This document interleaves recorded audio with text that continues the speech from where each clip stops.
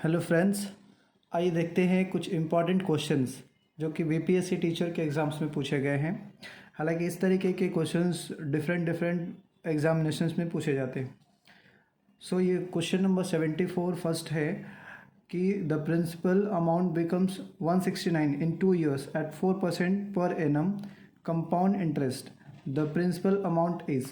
तो बेसिकली इस क्वेश्चन में दिया हुआ है अमाउंट, कोई प्रिंसिपल है जो कि बन जा रहा है 169 रुपीज़ 2 years में।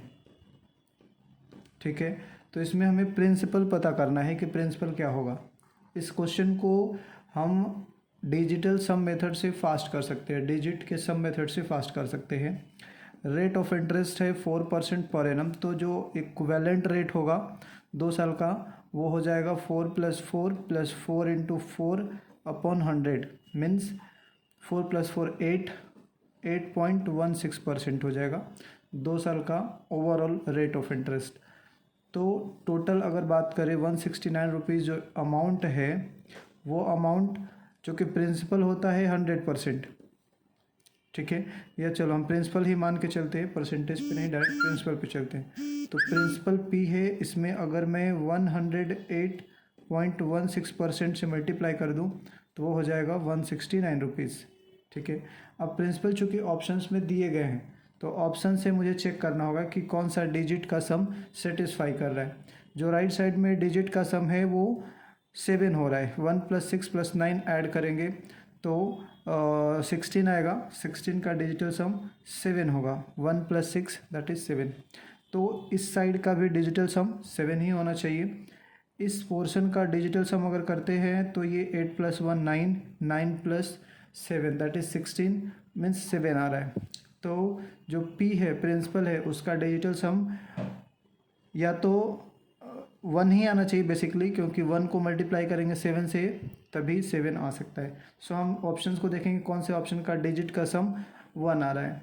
तो फर्स्ट ऑप्शन में है 1 + 5 + 2 मीन्स 5 + 1 6 + 2 8, 8 और 2 10, 10 + 5 15, 15 का मतलब ये हो जाएगा 6, डिजिटल सम 6, हमें चाहिए 1, तो ये सेटिस्फाई नहीं कर रहा है। सेकेंड ऑप्शन 1 + 5 6 + 6 12, 12 + 2 14, 14 + 5 इज़ 19, 19 को ऐड करेंगे तो हो जाएगा 10, 10 मतलब डिजिटल सम 1।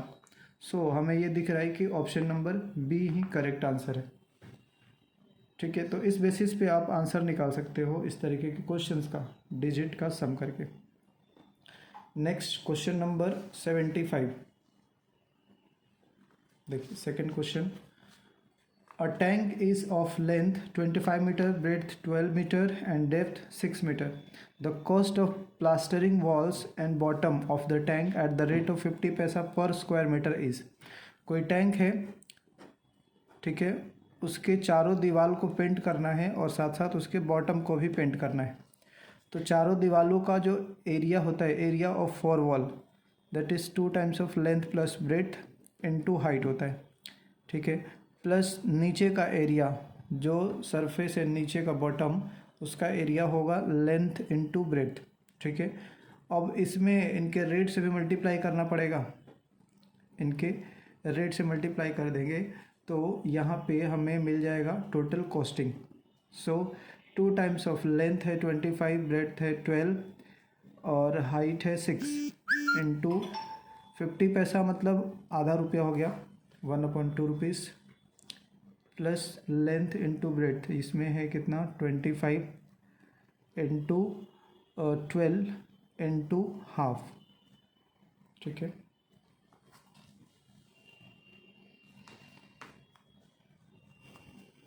अब इसको हम सॉल्व कर देते हैं। 2 से 2 कैंसिल, ये 37 इंटू 6 प्लस 2 से ये 6 टाइम में कैंसिल, 25 6 जा 150 और ये 222 में 150 ऐड कर देंगे तो ये 372 रुपीज़ आ जा रहा है। आंसर होगा 372 rupees.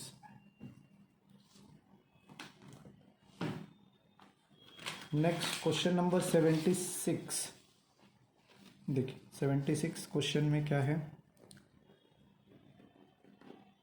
The volume of a sphere is equal to the volume of a cone.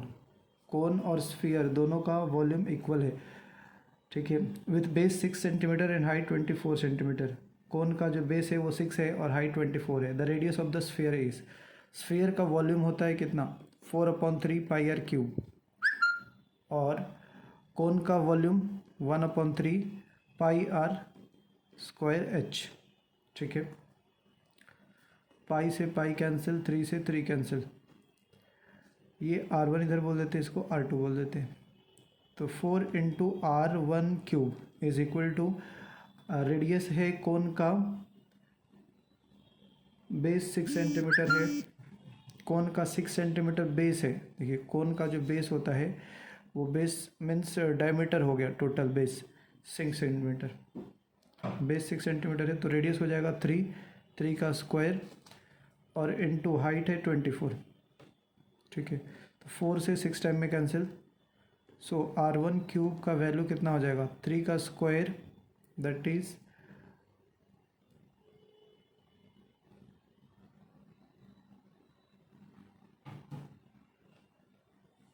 9 into 6,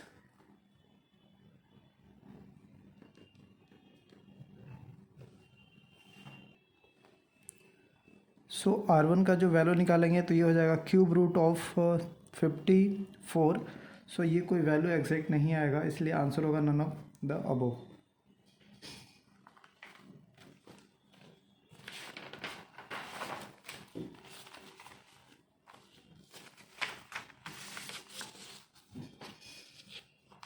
next देखिए,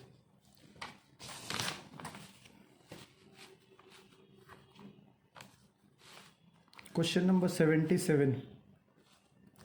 the lines representing the equation 6x minus 3y plus 10 equal to 0, और सेकेंड है -2x plus Y minus 9 equal to 0।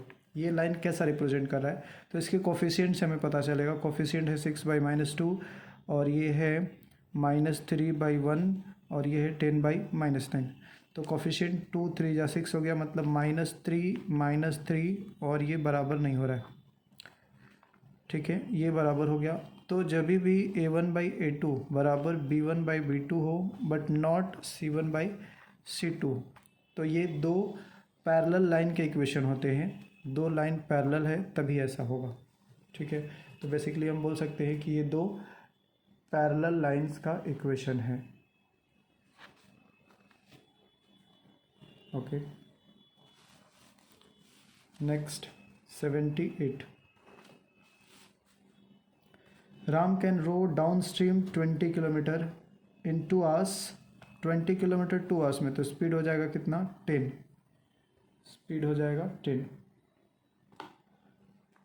And up stream 4 kilometre, up stream का जो है ये down stream का है और ये अप स्ट्रीम का है 4 किलोमीटर 2 आवर्स में, तो ये हो जाएगा 2 kilometre per our.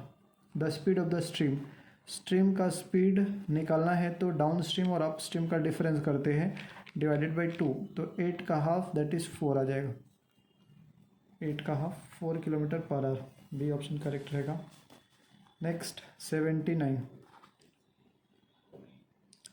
The value of k for which the equation 2x² kx plus 3 has equal roots, equal roots का इक्वेशन होता है d is equal to 0, d means discriminant.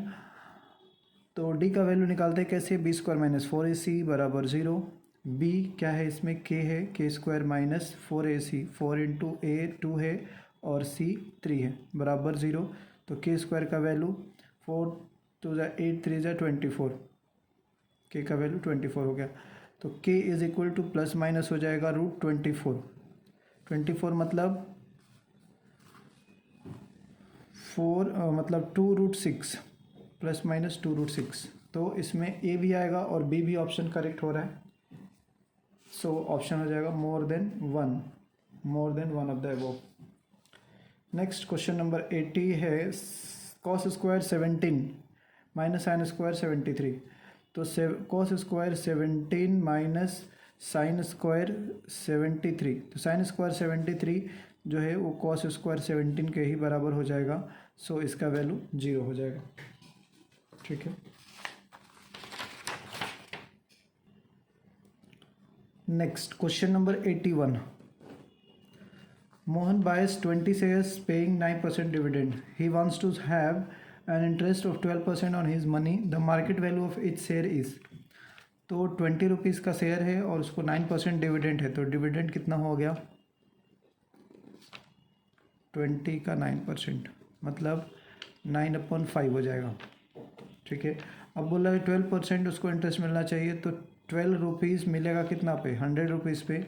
सो हमें 1 रुपये पे अगर देखना है तो 100/12, सो 9/5 पे निकाल देंगे। 100/12 इंटू 9/5, 3 3 जा 9, 3 4 जा 4 से 25, 5 5 5 जा 25, 5 3 जा 15, तो 15 रुपीज़ यहाँ पे आंसर आएगा। Market value should be 15 rupees. Next 82.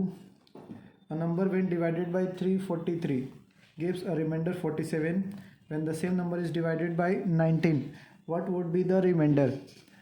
तो जो रिमाइंडर पहले से आ रहा है 47, उसी को हमें डिवाइड करना होता है।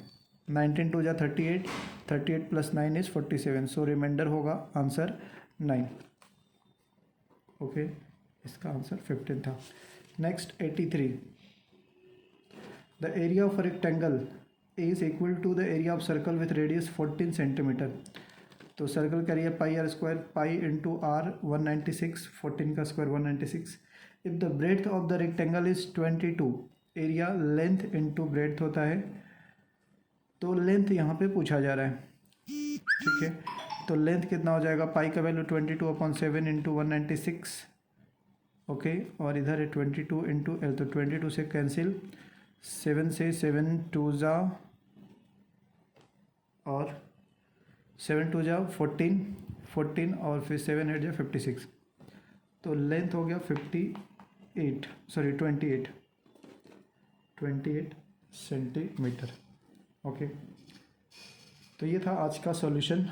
ओके, नेक्स्ट वीडियो में हम कुछ आगे का सॉल्यूशन करेंगे और क्वेश्चंस का सॉल्यूशन देखेंगे।